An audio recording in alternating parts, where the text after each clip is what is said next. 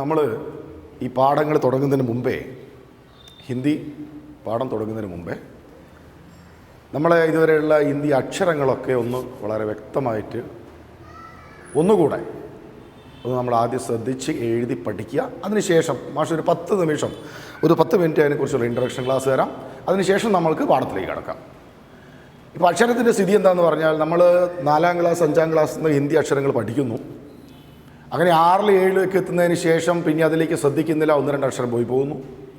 പിന്നെ വീണ്ടും 8, 9 വരുന്ന സമയത്ത് ചില അക്ഷരങ്ങൾ വീണ്ടും പോയി പോകുന്നു. അങ്ങനെ 10 എത്തുന്ന സമയത്ത്, ഇപ്പം ചുരുക്കം പറഞ്ഞാൽ നമ്മൾ ചില അക്ഷരങ്ങളൊക്കെ വിട്ടുപോകുന്നു. അതിൻ്റെ ഒരു പ്രധാന കാരണം എന്താണ്?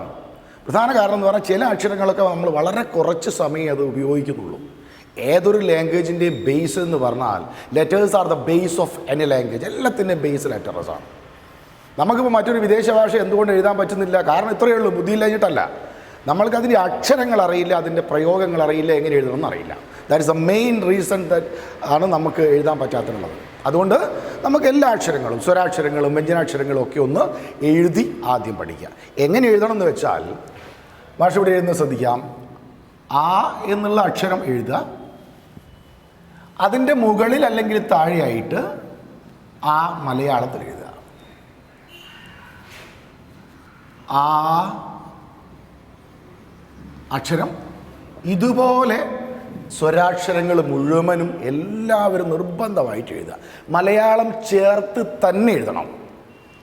കാരണം മലയാള അക്ഷരം ചേർത്ത് എഴുതാത്തതിൻ്റെ ബുദ്ധിമുട്ടാണ് നമുക്ക് പല അക്ഷരങ്ങളും മിസ്സായി പോകുന്നത്. So you must write all the letters with the help of Malayalam letter. ഇത് നെയ്യപ്പം നിന്ന 2 കാര്യം എന്ന് പറയുന്ന പോലെ മലയാളം ലെറ്റർ അങ്ങ് പഠിക്കാം. ചുരുക്കം പറഞ്ഞാൽ ചിലതൊക്കെ മിസ്സായി പോയിട്ടുണ്ടാവും. ഓക്കെ, അങ്ങനെ എഴുതി പിന്നെ കാക്ക ഗാങ്ക കാ എഴുതുക. ഖ ഇങ്ങനെയുള്ള അക്ഷരങ്ങൾ മുഴുവൻ എഴുതുക. എല്ലാ അക്ഷരങ്ങളും എല്ലാവരും. അപ്പോൾ അക്ഷരങ്ങൾ മുഴുവൻ എല്ലാവർക്കും പഠിക്കേണ്ട ആവശ്യമില്ല. ചില അക്ഷരങ്ങൾ മാത്രം പഠിച്ചാൽ മതി. ആ അക്ഷരങ്ങൾ നല്ല ഉച്ചാരണ ശുദ്ധിയോടുകൂടി ഉച്ചരിച്ച് പഠിക്കുക. ആ അക്ഷരങ്ങൾ മക്കൾ ക്ലിയർ ചെയ്യുക. ഒരു സംശയമില്ലാത്ത രീതിയിൽ മലയാളവും ഹിന്ദിയും അക്ഷരം ചേർത്ത് മാത്രം എഴുതി ശീലിക്കുക, പഠിക്കുക. ചില ആളുകൾക്ക് 3, 4 അക്ഷരമായിരിക്കും മിസ്സായിട്ടുണ്ടാവുക. ചില ആളുകൾക്ക് അക്ഷരം കൺഫ്യൂഷനായി പോയിട്ടുണ്ടാവും. ഉദാഹരണത്തിന് മാഷ് പറയാം, ചില അക്ഷരങ്ങളുണ്ട്, ഇങ്ങനെയൊരു അക്ഷരം ഹിന്ദിയിലുണ്ട്, ഇങ്ങനെയുണ്ട് അക്ഷരം, ഇങ്ങനെയുണ്ട് അക്ഷരം. ഇത് ഏകദേശം ഒരുപോലെയാണ് കാണുന്നത്, പക്ഷെ 3ഉം 3ആണ്. ഇത് ഛ എന്നുള്ള അക്ഷരമാണ്, ഇത് ദ ആണ്, ഇത് ഘ ആണ്. അപ്പം ഇങ്ങനെയുള്ള അക്ഷരങ്ങളൊക്കെ നമുക്ക് എന്താവും, ചില സമയത്ത് കൺഫ്യൂഷനാവും.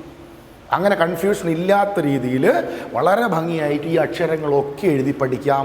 അതിനുള്ള മാർഗം, വീട്ടിലിപ്പം നിങ്ങൾ ഇരിക്കുകയാണ്, വീട്ടിലിരുന്നു കൊണ്ട് മനപ്പാഠം ഉണ്ടാവും. അങ്ങനെ എന്തെങ്കിലും ബുക്കുകൾ, ചെറിയ LKG മക്കളുടെ ബുക്ക് ഉണ്ടാവും, ആ ബുക്കുകൾ ഉപയോഗിച്ചുകൊണ്ട് ഈ അക്ഷരങ്ങൾ മുഴുവൻ പഠിക്കുക. എല്ലാ അക്ഷരങ്ങളും പഠിക്കുക. ഓർമ്മയുള്ള അക്ഷരങ്ങൾ അവിടെ ഇരിക്കട്ടെ, ഇല്ലാത്തതിന് ഒന്നും കൂടെ സ്ട്രെസ് ചെയ്തിട്ട് എല്ലാ അക്ഷരങ്ങളും മക്കൾ പഠിക്കുക. ക്ഷ,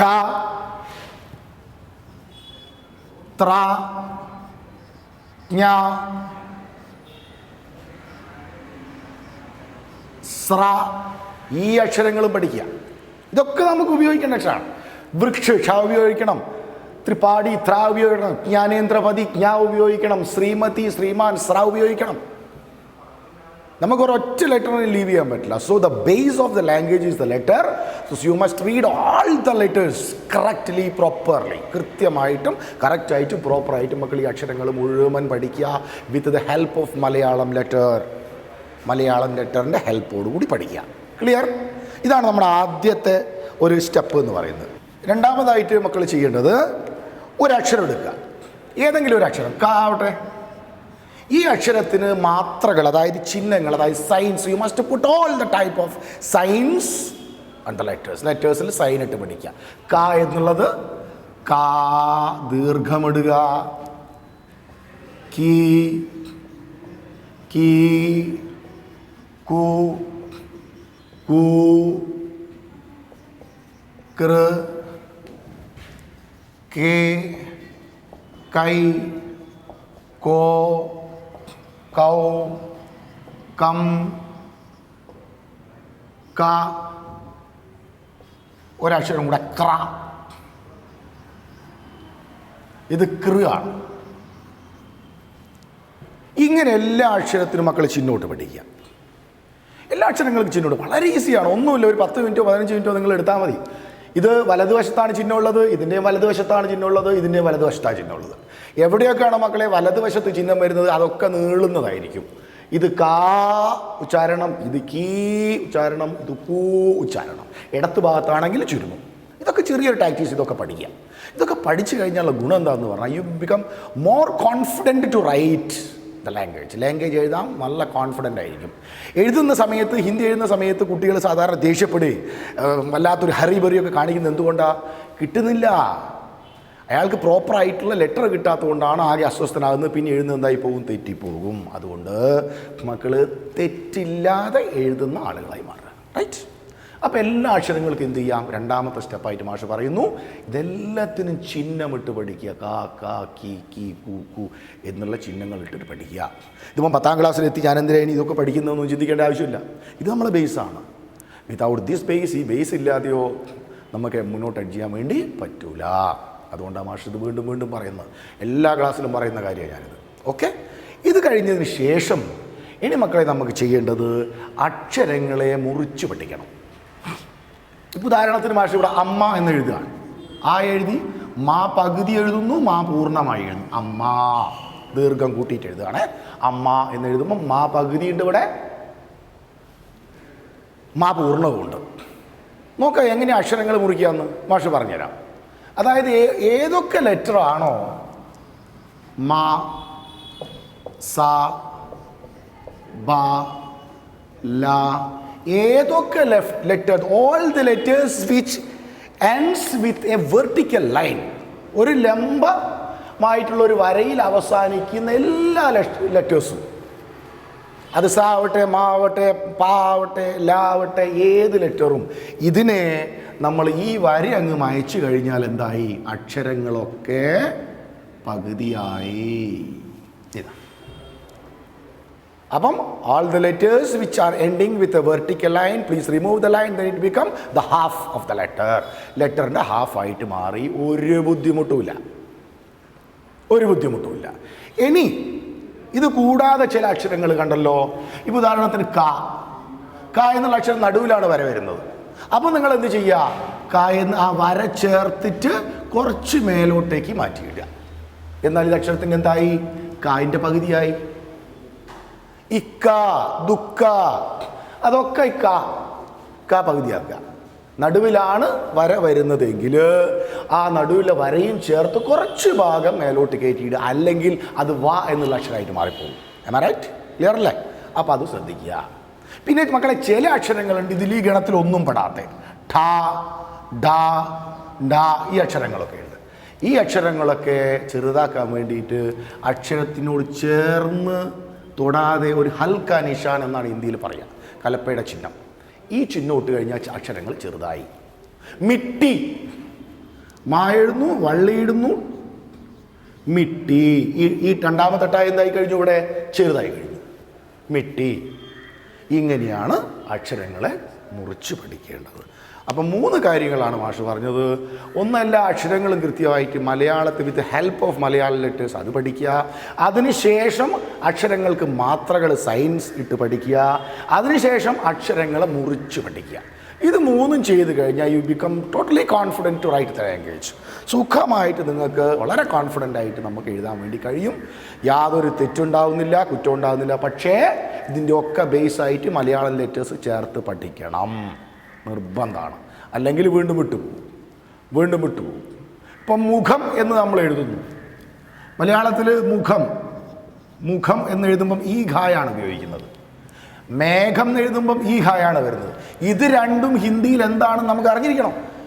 അറിഞ്ഞാൽ മാത്രമേ നമുക്ക് എന്ത് ചെയ്യാൻ പറ്റുള്ളൂ? കൃത്യമായ അക്ഷരങ്ങൾ അവിടെ ഉപയോഗിക്കാൻ വേണ്ടു. അക്ഷരങ്ങൾ തെറ്റാതെ നമുക്ക് എഴുതാൻ വേണ്ടി പറ്റൂ. അക്ഷരങ്ങൾ തെറ്റാതെ എഴുതി പഠിക്കുക എന്ന് പറയുന്നത് 10ാം ക്ലാസ്സിലെ കുട്ടികളെ സംബന്ധിച്ച് നിങ്ങൾക്ക് മിസ്സായപ്പോയ കുറച്ച് ലെറ്റേഴ്സേ ഉള്ളൂ. അത് മാത്രം ചേർന്ന് 1.25 മണിക്കൂർ കൊണ്ട് നിങ്ങൾക്ക് സുഖമായിട്ട് ഇത് പഠിച്ചെടുക്കാം. പക്ഷേ പഠിച്ചെടുത്ത് കളയരുത്. 1-2 ആഴ്ച തുടർച്ചയായിട്ട് എഴുതിയിട്ട് ഇത് പ്രാക്ടീസ് ചെയ്യാം. നിങ്ങൾ ഏതുവരെ കോൺഫിഡൻ്റ് ആകുന്നില്ല അതുവരെ എഴുതുക, പഠിക്കുക. ഓക്കെ, ഇതാണ് ബേസായിട്ട് മാഷക്ക് ക്ലാസ്സിൻ്റെ മുന്നേ പറയാനുള്ളത്. ഇത് കൂടാതെ അക്ഷരങ്ങളുടെ കാര്യങ്ങൾ കഴിഞ്ഞു. ഇനി നമുക്ക് നമ്മളെ പാഠഭാഗങ്ങളിലേക്ക് നോക്കുകയാണെങ്കിലോ, മൊത്തം ഈ 10ാം ക്ലാസ്സിലെ സിലബസ് 5 ഇക്കായി ആയിട്ടാണ് മക്കളെ ഇതിനെ ഭാഗിച്ചിരിക്കുന്നത്. Total lessons were divided into 5 units. ഇക്കായി എന്ന് പറഞ്ഞ അർത്ഥം യൂണിറ്റാണ്. 5 യൂണിറ്റ് ആയിട്ടാണുള്ളത്. ഇതിൽ കഹാനി, കഥകളുണ്ട്, ടിപ്പണിയുണ്ട്, കവിതകളുണ്ട്, ജീവനിയുണ്ട്, യാത്രാവൃത്തുണ്ട്, കഹാനിയുണ്ട്, ഇങ്ങനെ ലേഖനമുണ്ട്. അങ്ങനെ വിവിധങ്ങളായിട്ടുള്ള രസകരമായ പാഠങ്ങൾ ഉൾപ്പെടുത്തിക്കൊണ്ടാണ് 5 യൂണിറ്റായിട്ട് നമുക്ക് തിരിച്ചിരിക്കുന്നത്. എല്ലാ യൂണിറ്റിലും അതിരിക്ത് വചൻ കാണാം, എക്സ്റ്റെൻഡഡ് റീഡിങ്. അത് എക്സാമിനേഷൻ പോയിന്റ് ഓഫ് വ്യൂ നമുക്ക് വേണ്ട ആവശ്യമില്ല, എന്നാലും അധിക വായന എന്ന പേരിൽ നമുക്ക് വായിക്കേണ്ടതായിട്ടുമുണ്ട്. അപ്പം ആദ്യത്തെ യൂണിറ്റിനെ കുറിച്ച് മാഷ് പറയാം. ആദ്യത്തെ യൂണിറ്റിൽ ഇക്കായി ഏക് എന്നുള്ള യൂണിറ്റിൽ 1ാമത്തെ പാഠം ബീർ ബഹൂട്ടി എന്നുള്ള ഒരു രസകരമായ ഒരു പാഠമാണ്. പാഠത്തിൻ്റെ പ്രോക്തി മക്കളെ കഹാനിയാണ്. അത് എഴുതിയിരിക്കുന്നത് പ്രഭാത് എന്ന് പറയുന്ന ഒരു കഥാകൃത്താണ് എഴുതിയിരിക്കുന്നത്.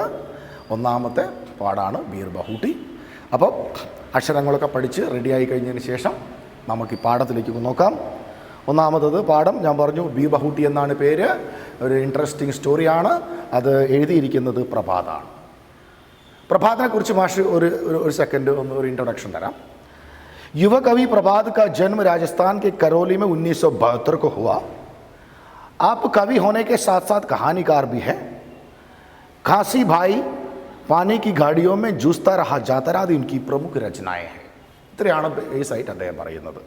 വളരെ ഫേമസ് ആയിട്ടുള്ള റൈറ്ററാണ്, യുവ കവിയാണ് പ്രഭാത്. അദ്ദേഹം ജനിക്കുന്നത് എവിടെയാണ്? രാജസ്ഥാനിൽ.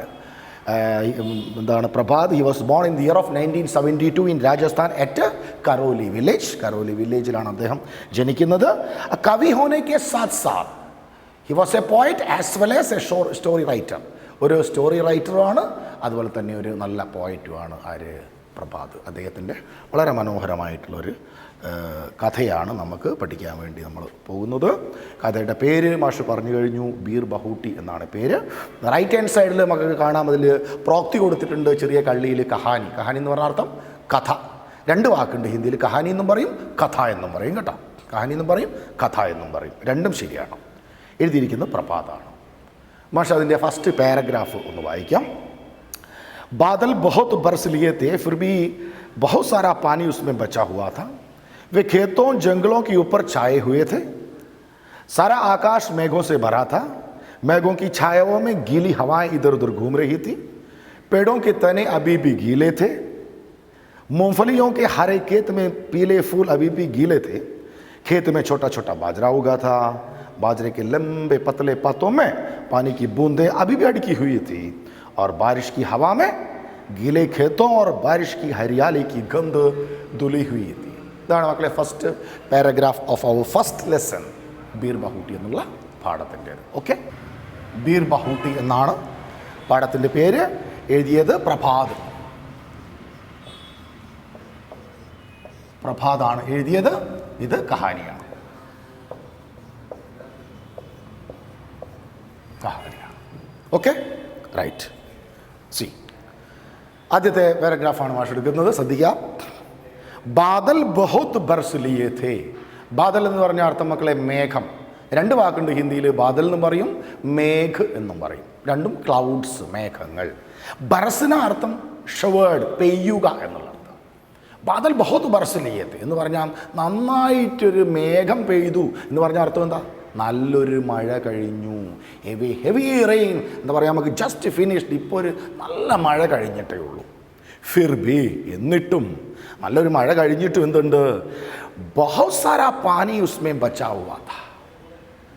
ആ ബാദലിലെ മേഘത്തിൽ ഇപ്പോഴും ബഹുത് സാരാ പാനി, ധാരാളം ജലം, വെള്ളം ഇപ്പോഴും എവിടെയുണ്ട്? ആ മേഘങ്ങളിൽ തങ്ങി നിൽക്കുന്നുണ്ട്. പിന്നെയോ ആ ആകാശത്തിൽ ഇപ്പോഴും മേഘങ്ങളുണ്ട്. We can see rainy clouds are there over the sky. Even though എന്തുണ്ടായിട്ട് കൂടി a heavy rain has just finished. ഇപ്പോൾ ഒരു നല്ല മഴ കഴിഞ്ഞിട്ടേ ഉള്ളൂ, എന്നിട്ടും ആകാശത്തുള്ള മേഘങ്ങൾ ഇപ്പോഴും നല്ലോണം മഴ തങ്ങി നിൽക്കുന്നുണ്ട് എന്ന് പറയാൻ നല്ലൊരു റെയിനി സീസണെയാണ് പറയുന്നത്. ആ മേഘങ്ങൾ എവിടെയാ മക്കളെ ഉള്ളത് നോക്കിക്കോളൂ. വേ ഖേത്തോ ജംഗിളോ കെ ഊപ്പർ ഛായേ ഹുവേ ഥേ. ഖേത്ത് അർത്ഥം വയൽ, ഫീൽഡ്. ഖേത്തി അർത്ഥം കൃഷി. കിസാൻ അർത്ഥം കൃഷിക്കാരൻ. ഓക്കെ, ഖേത്ത്, ഖേത്തി और കിസാൻ. കിസാൻ എന്ന് പറഞ്ഞാൽ കൃഷി ചെയ്യുന്ന ആൾ, ഖേത്തി എന്ന് പറഞ്ഞാൽ കൃഷി, കൾട്ടിവേഷൻ, ഖേത്ത് എന്ന് പറഞ്ഞാൽ ഫീൽഡ്, വയൽ. നോക്കിക്കോളൂ, ആ മേഘങ്ങൾ എവിടെയുള്ളതെന്ന് പറഞ്ഞാൽ ഖേത്തോ കെ ഊപ്പർ. മേഘങ്ങളുള്ളത് വയലിൻ്റെ മുകളിലും. ഓർ ജംഗിളോ കെ ഊപ്പർ. ജംഗിൾ അർത്ഥം മക്കളെ വനം. പൂജ്യം വെട്ടിക്കഴിഞ്ഞാൽ വൻ എന്നും ഹിന്ദിയിൽ ഉച്ചരിക്കും. ജംഗിൾ, വനം, ഫോറസ്റ്റ്. വനത്തിൻ്റെ മുകളിലും കാടിൻ്റെ മുകളിലും അതുപോലെ തന്നെ വയലിൻ്റെ മുകളിലൊക്കെ ആയിട്ട് still we can see heavy rainy clouds are there. അതെവിടേക്കാണ് മക്കളുള്ളത്? സാരാ ആകാശ് മേഘോ സെ ഭരാ ഥാ. മുഴുവൻ ആകാശവും. ആകാശത്തിന് മറ്റൊരു വാക്ക് മക്കളെ ആസ്മാൻ. ആകാശത്തിന് മറ്റൊരു വാക്ക് ആസ്മാൻ. ആസ്മാൻ എന്ന് പറഞ്ഞാൽ ആകാശം തന്നെയാണ്. ആകാശത്തും പറയും, ആസ്മാൻ എന്ന് പറയും കേട്ടോ. അപ്പോൾ ആകാശത്തിൽ still we can see full of rainy clouds are there over the sky. ഇപ്പോഴും എന്ത് കഴിഞ്ഞിട്ട് പോലും, നല്ലൊരു മഴ കഴിഞ്ഞിട്ട് പോലും മേഘങ്ങൾ ഇങ്ങനെ മുറ്റി നിൽക്കുകയാണ്. റെഡി ടു ഷവർ ടൈപ്പിൽ നിൽക്കുകയാണ്. പെയ്യാൻ കണക്കാക്കി ഇപ്പോഴും നിൽക്കുന്നുണ്ട് നിറയെ.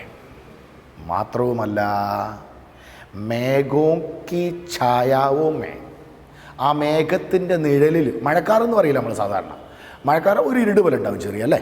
അപ്പം അതിൻ്റെ നിഴലിൽ, ആ ഛായാർത്ഥം മക്കളെ നിഴൽ, ഷെഡോസ്. അതിൻ്റെ നിഴൽ എന്ത് കാണാം നമുക്ക്? ഗീലി ഹവായെ ഇധർ ഉധർ ഘൂം രഹി ഥി. ഗീലി അർത്ഥം നനഞ്ഞ, വെറ്റ്. ഓപ്പോസിറ്റ് എഴുതിക്കോളൂ. ഗീലി നനഞ്ഞ, സുഖ. ഗീല ഓപ്പോസിറ്റ് സുഖ. ഗീല ഓപ്പോസിറ്റ് സുഖ, ഡ്രൈ, വരണ്ട. അപ്പം ഗിലി ഹവായ നനഞ്ഞ തണുത്ത കാറ്റ് ഇധർ ഉധർ ഘൂം രഹി ഥി. അവിടെ എവിടെയൊക്കെ ആയിട്ട് അടിക്കുന്നുണ്ട്. We can see a breeze, cooling breeze are there. വളരെ മനോഹരമായ തണുത്ത കാറ്റ് ഇങ്ങനെ അടിക്കുന്നുണ്ട്. അവിടെ മക്കൾ ശ്രദ്ധിക്കുക, എഴുതിയതിൽ ഇധർ ഉധർ എന്ന് എഴുതിയ രണ്ട് വാക്ക് കണ്ടല്ലോ. ഇധർ ഉധർ എന്ന് എഴുതിയ രണ്ട് വാക്കുകൾ ഇതാ. ഇധർ ഉധർ.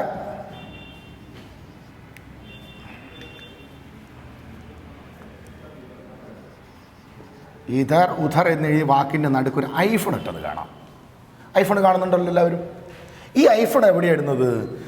ഈ രണ്ട് വാക്കിൻ്റെയും മൊത്തത്തിൽ നമ്മൾ മീനിങ് എടുക്കുന്ന സമയത്താണ് മക്കളെ എന്തിടുക? ഐഫൺ ഇടുക. ദിൻ രാത്ത്, രാത്രിയും പകലും. അർത്ഥം എന്താണ്? രാത്രിയും പകലും. പക്ഷെ നമ്മൾ എടുക്കുക എങ്ങനെയാണ്? ദിവസം എന്നുള്ള അർത്ഥത്തിലാണ് എടുക്കുക. ഖാനാപീന, ഖാനാപീന എന്നാണ് തിന്നാൻ കുടിക്കുക എന്നുള്ള അർത്ഥം എടുക്കരുത്. ഈ ഐഫണിട്ട് എഴുതുമ്പോൾ എങ്ങനെ എടുക്കണം? ഭക്ഷണം, ഖാനാപീന. ചോട്ടാ മോട്ട, ചെറുതും വലുതും ഒന്നിച്ചൊരർത്ഥമുണ്ട് പോലെ. ആ സമയത്തൊക്കെ നമ്മൾ എന്ത് ചെയ്യും? We must put a dash in between the words. ഈ രണ്ടിൻ്റെ ഇടയ്ക്കും എഴുതണം. ഓക്കെ. ഇതർ ഘൂം രഹി ഥി. ഘൂമനാർത്ഥം കറങ്ങുക. അപ്പോൾ അവിടെയൊക്കെ നല്ല മഴയുടെ കാറ്റ് കറങ്ങുന്നുണ്ട്. പിന്നെ എന്താ പറയുന്നത് നോക്കിക്കോളൂ. ഓർ പേടോ കി തന്നെ. പേടർത്ഥം മക്കളെ, പേട് മരം, ട്രീ. പേട്, ഡാ. ഡാ ശ്രദ്ധിക്കണേ എപ്പോഴും. ഈ ഡായാണ് പേടിൻ്റെത്. ഈ എഴുതി കഴിഞ്ഞാൽ വയറ് എന്നായി പോവും. പേട്ട് സ്റ്റൊമക്കായി പോവും. ഓക്കെ. പേട് മരം. മരത്തിൻ്റെ തന, തന സ്റ്റം, അതിൻ്റെ തടി ഇപ്പോഴെങ്ങനെയാണ് കാണുന്നത്? ഗീലേ ഥേ, ഇപ്പോഴും നനഞ്ഞിരിക്കുന്നതായി നമുക്ക് കാണാം. പിന്നെയോ ആർ മൂഫലിയോ കെ ഹരേ ഖേത്തോ മേ. മൂങ്ഫലി അർത്ഥം മക്കളെ ഗ്രൗണ്ട് നട്ട്, നിലക്കടല. സാധാരണ നമ്മൾ വറുത്തിട്ടൊക്കെ കഴിക്കുന്ന നിലക്കടല. കറി വെക്കുന്ന കടലയ്ക്ക് നമ്മൾ ഹിന്ദി പറയുക ചന എന്നാണ്. കറിയിൽ ഉപയോഗിക്കുന്ന കടല ചന, കറിയിൽ ഉപയോഗിക്കുന്ന കടല. ഇതിന് പറയുക മൂങ്ഫലി എന്ന് പറഞ്ഞാൽ നിലക്കടല. മൂങ്ഫലിക്ക് ഹരേ ഖേത്ത്, നല്ല പച്ചപ്പുള്ള ഭംഗിയുള്ള പച്ച വിരിച്ച മൂങ്ഫലിയുടെ, നിലക്കടലയുടെ ഖേത്ത്, വയലുണ്ട്. അതിലെന്താ ഉള്ളത്? പീലേ ഫൂൽ. ഫൂൽ അർത്ഥം മക്കളെ പുഷ്പം, ഫൂല്, കുസും, പുഷ്പം എല്ലാം പറയാം. സുമൻ ഒക്കെ പുഷ്പത്തിൻ്റെ പര്യായങ്ങളാണ്. അപ്പം ആ പീലാർത്ഥം മഞ്ഞ നിറത്തിലുള്ള ചെറിയ പൂക്കൾ അതും നനഞ്ഞിരിക്കുകയാണ്. അപ്പം അതും നനഞ്ഞിരിക്കുന്നുണ്ട്.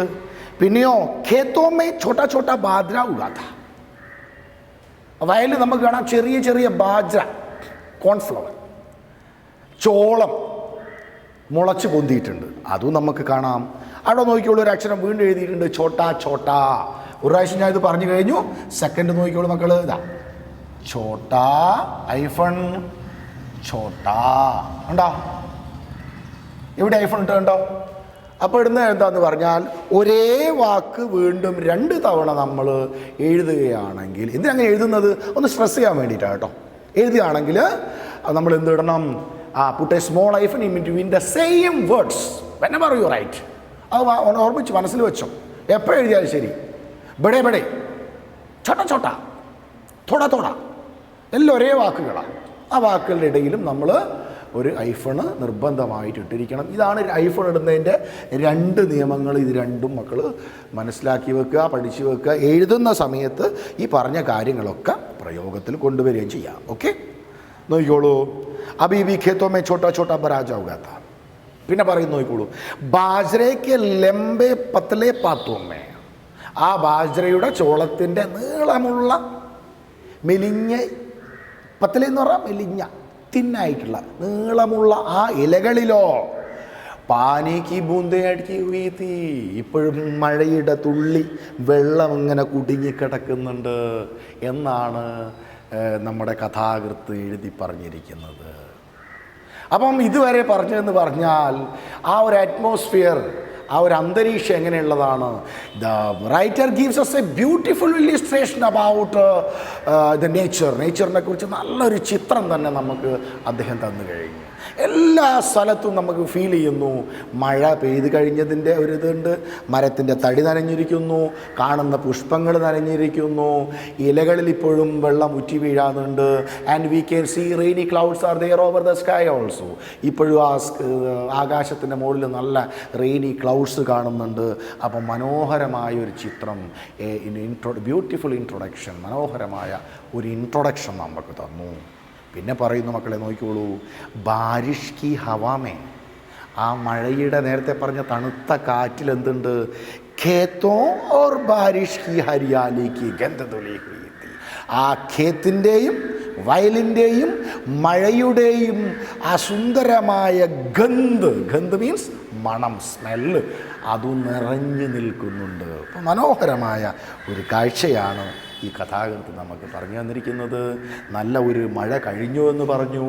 മഴയ്ക്ക് ശേഷം immediately after a heavy rain, നല്ലൊരു മഴയ്ക്ക് ശേഷമുള്ള ആ ഒരു കാലാവസ്ഥ. Everywhere we can see the presence of water in the നേച്ചറിൽ വാട്ടറിൻ്റെ പ്രസൻസ് നമുക്ക് എല്ലായിടെയും കാണാം.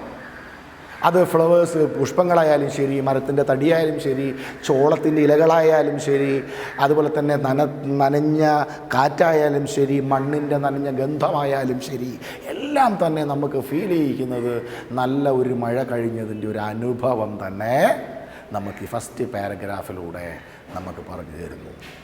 നമ്മൾ വായിക്കുമ്പോൾ ശ്രദ്ധിക്കേണ്ട കാര്യം, എപ്പോഴും വാക്കുകളെ അറിഞ്ഞ് മുറിച്ച് കൃത്യമായിട്ട് വായിക്കുക. വീട്ടിലിരുന്നും ഒച്ചത്തിൽ വായിക്കുക. ഒച്ചത്തിൽ വായിച്ചില്ലെങ്കിൽ ഒരു പ്രശ്നം എന്താണെന്ന് പറഞ്ഞാൽ പലതും നമ്മൾ വിഴുങ്ങി കളയും. അതൊന്നും ഉണ്ടാവില്ല. ഒച്ചത്തിൽ തന്നെ വായിക്കുക. തെറ്റിക്കോട്ടെ, സ്വാഭാവികം, പ്രശ്നമില്ല. അത് വീണ്ടും പഠിക്കുക. മാത്രവുമല്ല, ഈ പാരഗ്രാഫിൽ വന്ന പുതിയ വാക്കുകൾ, ഉദാഹരണത്തിന് എനിക്ക് തോന്നുന്നു മൂങ്ഫലി എന്നുള്ളത് ഒരു പക്ഷേ 9ാം ക്ലാസ് വരെ നമ്മൾ പഠിച്ചിട്ടുണ്ടാവില്ല. ഒരു പക്ഷേയാണ് മാഷ് പറയുന്നത്.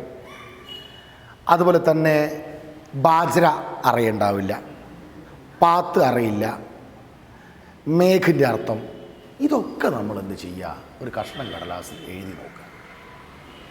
അപ്പോൾ നമ്മുടെ ഒരു പ്രിപ്പറേഷൻ സ്റ്റാർട്ട് ചെയ്യുന്ന എങ്ങനെയാണ്, അതേ സ്റ്റൈലിൽ പോയി കഴിഞ്ഞാൽ വളരെ ഈസി ആയിട്ട് മാർക്ക് കിട്ടുന്ന ഒരു സബ്ജക്റ്റാണ്. അതുകൂടി മാഷ് പറയുക ഇൻട്രൊഡക്ഷനായിട്ട്. വളരെ ഈസി ആയിട്ട് യാതൊരു പ്രശ്നവും ഇല്ലാതെ എഴുതി കഴിഞ്ഞാൽ മുഴുവൻ മാർക്ക് കിട്ടുന്നൊരു സാധനമായി.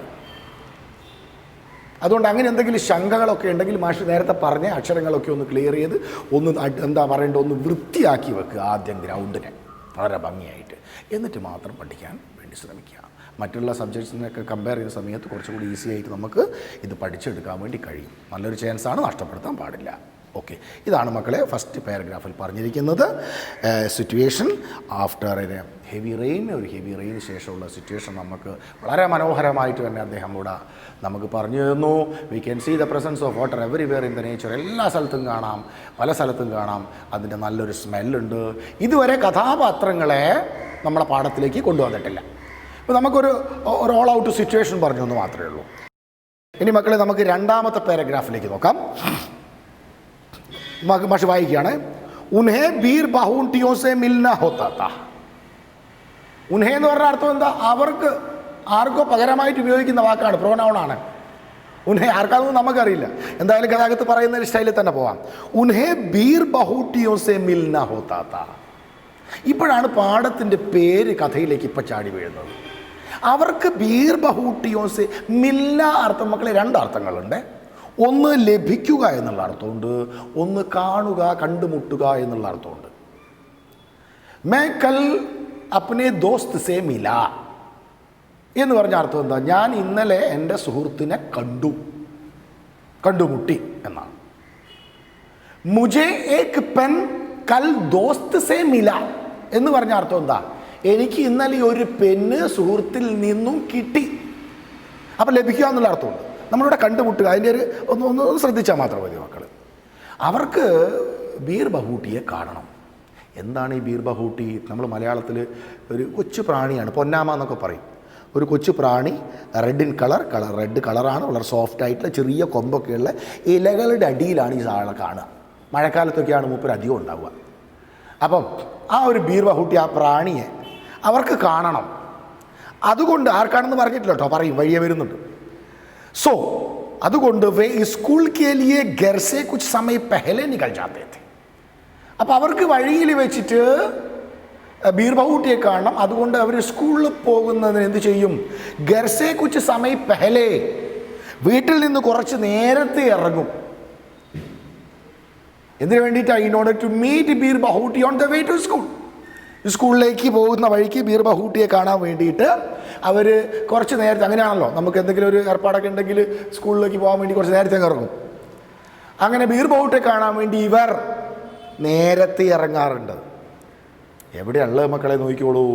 കസ്ബേ സേ സട്ടയിൻ ഖേത്തോമേ, അവരുടെ കസ്ബ ചെറിയൊരു പട്ടണം, അതിനോട് ചേർന്ന്, സട്ട എന്ന് പറഞ്ഞാൽ ചേർന്നിട്ടുള്ള, എജേൺഡ് എന്നുള്ള അർത്ഥമാണ്. അതിനോട് ഏകദേശം അടുത്തുള്ള, സമീപത്തുള്ള, ഇൻ ഖേത്തോമേ ഈ വയലുകളിൽ ബീർ ബഹൂട്ടിയാ ഖോജാ കർത്തേ ഹേ. അവരെന്തിനെ? ഖോജിനാർത്ഥം മക്കളെ തിരയുക. ഖോജന, ഡൂണ്ടന, തലാസ്ന, മൂന്നും ഒരേ അർത്ഥമാണ്. ഖോജന തിരയുക, സെർച്ച് ചെയ്യുക. ഖോജന എഴുതിയെടുക്കണത്, ഖോജന തിരയുക, ഖോജന തിരയുക, സെർച്ച് ചെയ്യുക, ഖോജന. തലാസ്ന തിരയുക, ഡൂണ്ടന തിരയുക. അപ്പോൾ അവർ ആരെ തിരയാൻ വേണ്ടിയിട്ടാണ്? ഖേത്തോമേ ബീർ ബഹൂട്ടിയോ കോ ഖോജാ കർത്തേ थे. അവർ രണ്ടുപേരും അവർ ബീർ ബഹൂട്ടിയെ തിരയും. എവിടെ ഇരുന്നിട്ട്? അവരുടെ കസ്ബയോട് ചേർന്നുള്ള, സ്കൂളിലേക്ക് പോകുന്ന വഴിക്കുള്ള ആ വയലിലിരുന്ന് അവർ തിരയും. എങ്ങനെയാണ് അതിനെ വർണ്ണിച്ചിരിക്കുന്നത് നോക്കാം.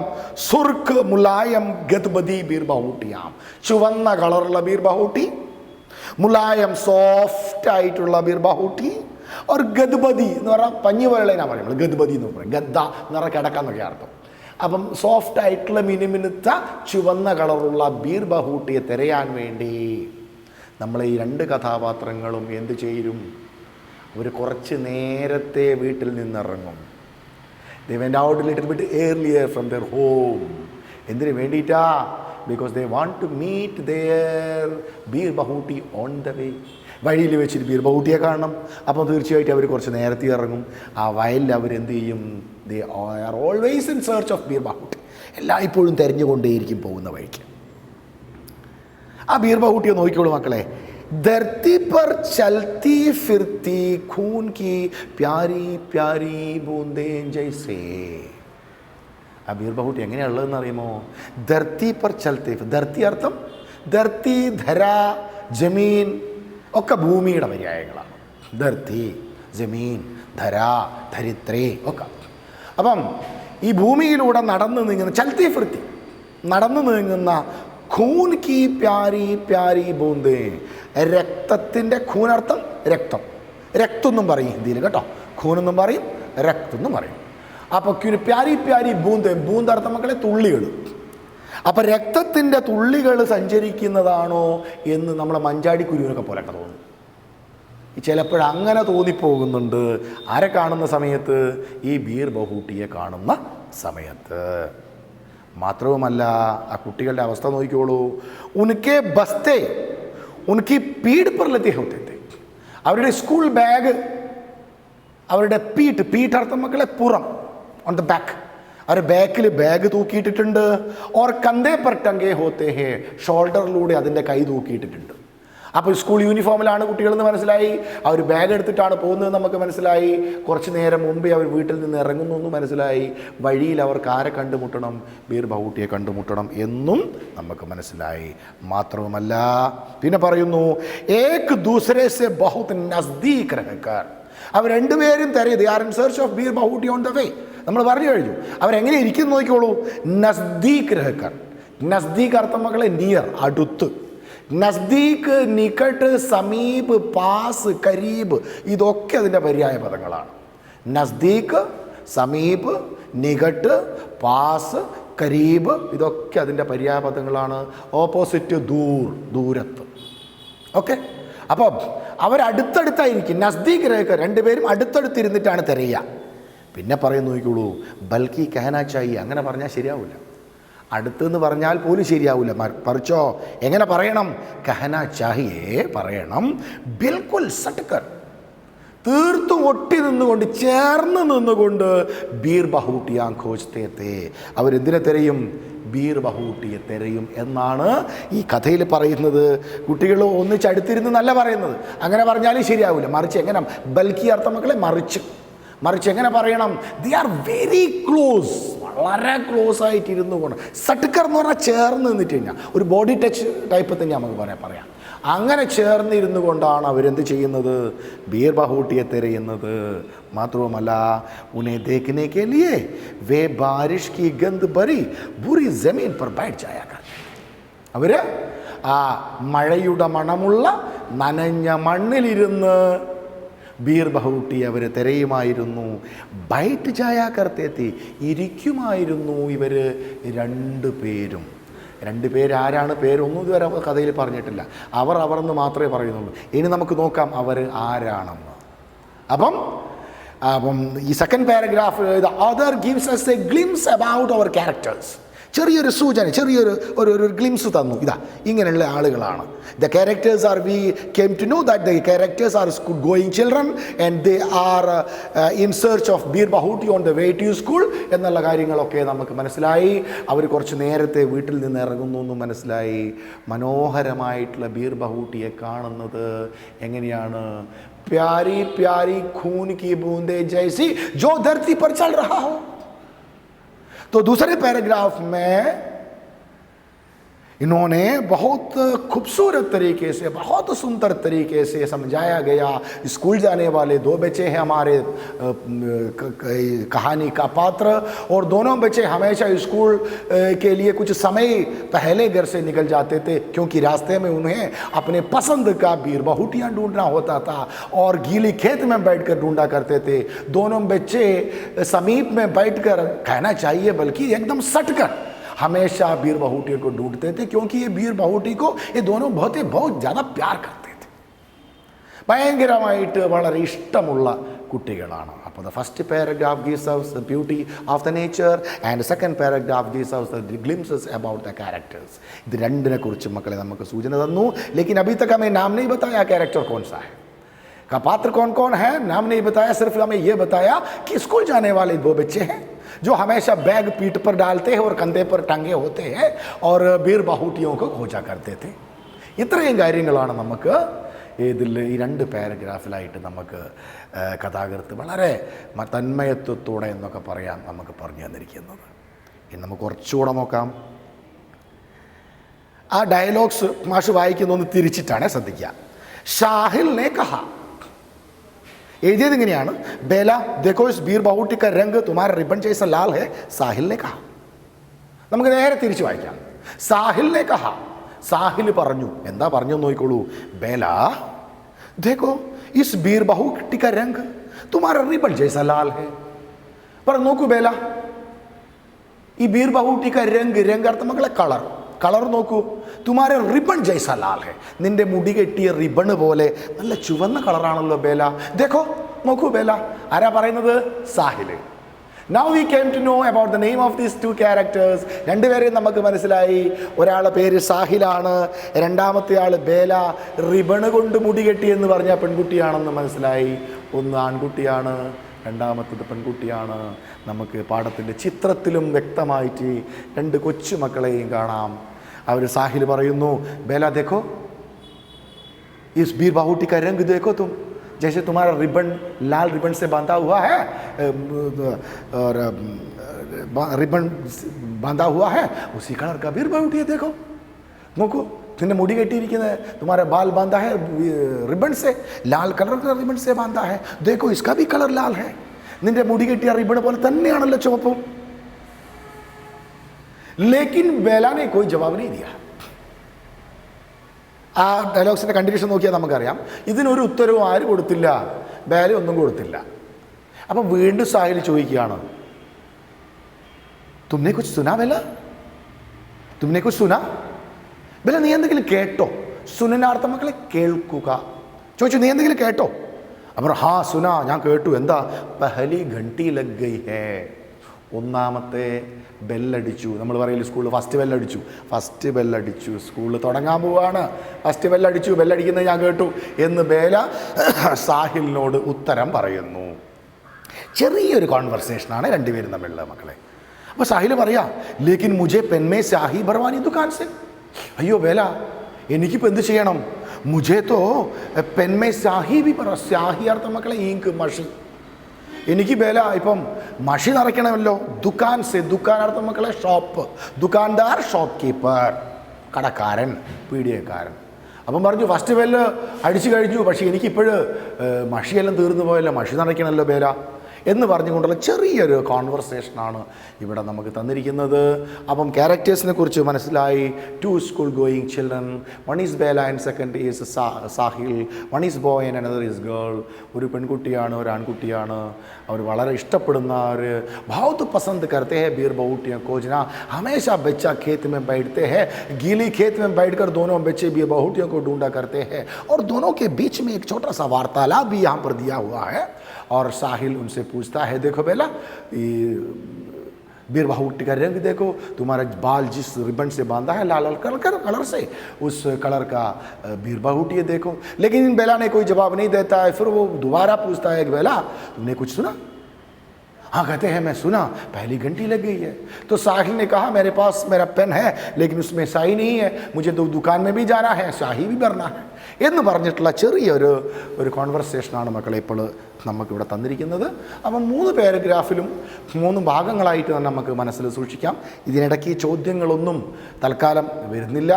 ഈ 3 പാരഗ്രാഫിലെയും difficult words, find out all the difficult words which comes in your 3 paragraph. 2ലും ഫൈൻഡ് ഔട്ട് ചെയ്യണം.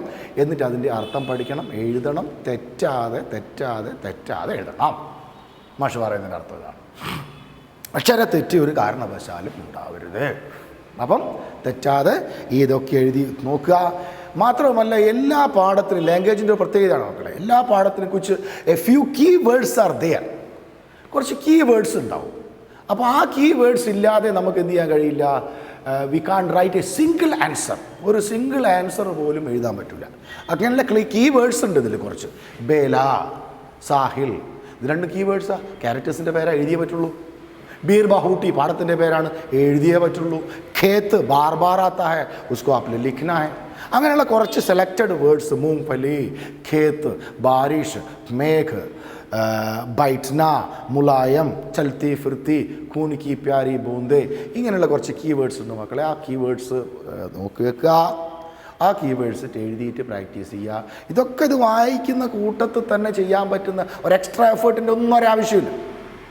വായിക്കുന്ന കൂട്ടത്തിൽ തന്നെ ചെയ്തു പോകാൻ പറ്റിയിട്ടുള്ള കാര്യങ്ങൾ മാത്രമേ ഉള്ളൂ. അപ്പം ഈ 3 പാരഗ്രാഫ് മാഷ് പറഞ്ഞു കഴിഞ്ഞു. First paragraphs gives as an introductory paragraph. അതിൽ നമുക്ക് നല്ലൊരു narration, an illustration of a beautiful nature, മനോഹരമായ നേച്ചറിനെ കുറിച്ച് നമുക്ക് പറഞ്ഞു കഴിഞ്ഞു. പിന്നെ characteristics of the characters that comes in the second paragraph. ക്യാരക്ടേഴ്സിൻ്റെ എന്തൊക്കെ ക്യാരക്ടറിസ്റ്റിക്സ് ആണ് നമുക്ക് പറഞ്ഞു കഴിഞ്ഞു. And little bit of a small conversation in between these 2 school going children, അത് 3ാമത്തെ ഭാഗമായിട്ട് നമുക്ക് പറഞ്ഞു തന്നു. അപ്പം ഈ എടുത്ത ഭാഗം ബുക്ക് നിങ്ങളുടെ കയ്യിലുണ്ടാവും, അല്ലെങ്കിൽ നമുക്കത് സ്കാൻ ചെയ്തെടുക്കാൻ പറ്റുന്നതേ ഉള്ളൂ. ആ ബുക്കിൽ 8ാമത്തെ പേജിലാണ് വരുന്നത്. മാത്രവുമല്ല നമ്മൾ ഈ ഒരു എഴുതിയ പ്രഭാതനെക്കുറിച്ചും 2 വരി പറഞ്ഞു. അദ്ദേഹം രാജസ്ഥാനിലാണ് ജനിക്കുന്നത്, കരോലിയിലാണ്. He was born in the year of 1972 in Rajasthan at Karauli village. He was a famous poet as well as a story writer. നല്ല ഒരു വിഖ്യാതനായിട്ടുള്ള ഒരു എഴുത്തുകാരനാണ്. അദ്ദേഹത്തിൻ്റെ വളരെ രസകരമായ ഒരു കഥയാണ്, വളരെ രസകരമായിട്ട് പോകാൻ പറ്റിയ ഒരു കഥയാണ്. ഇതാണ് മക്കളെ അതിൻ്റെ ഒരു ഫസ്റ്റ് പോർഷനായിട്ട് മാഷ് പറയുന്നത്. അതുകൊണ്ട് എടുത്ത ഭാഗം വരെ എല്ലാവരും പറഞ്ഞതുപോലെ ചെയ്യുക. ആൻഡ് ബിഫോർ ദാറ്റ്, അതിന് മുമ്പേ നേരത്തെ ഫസ്റ്റ് പറഞ്ഞ കാര്യം വളരെ പ്രധാനം. അക്ഷരങ്ങൾ മലയാളം ചേർത്ത് ചേർത്ത് ചേർത്ത് മാത്രം എഴുതി പഠിക്കുക. അക്ഷരങ്ങളെ ചിഹ്നങ്ങൾ ചേർത്ത് എഴുതുക. 3ാമത് അക്ഷരങ്ങളെ മുറിച്ച് എഴുതുക.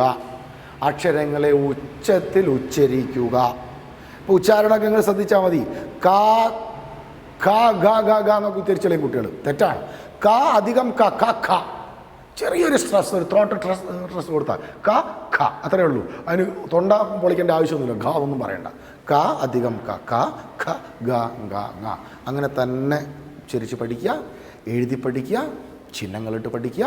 മാഷ് പറഞ്ഞ ഈ എല്ലാ പാരഗ്രാഫിൻ്റെയും ഡിഫിക്കൽട്ട് വേർഡ്സ് ഫൈൻഡ് ഔട്ട് ചെയ്യുക. Write down all those difficult words. അത് കീവേഡ്സായിട്ട് നമുക്ക് കണക്കാക്കാം. ആ കീവേഡ്സ് ഇല്ലാതെ കണ്ട് നമുക്ക് ഒരു ആൻസറും എഴുതാൻ വേണ്ടി കഴിയില്ല. അതുകൊണ്ട് ഇത് എടുത്ത ഭാഗം വരെ നന്നായിട്ട് പഠിക്കുക. ഓക്കെ, നമുക്ക് ഇന്നത്തെ ക്ലാസ് ഇവിടെ സമാപിക്കുകയാണ്. ബാക്കിയുള്ള ഭാഗം അടുത്ത ക്ലാസ്സിൽ എടുക്കുന്നതായിരിക്കും. Okay, thank you.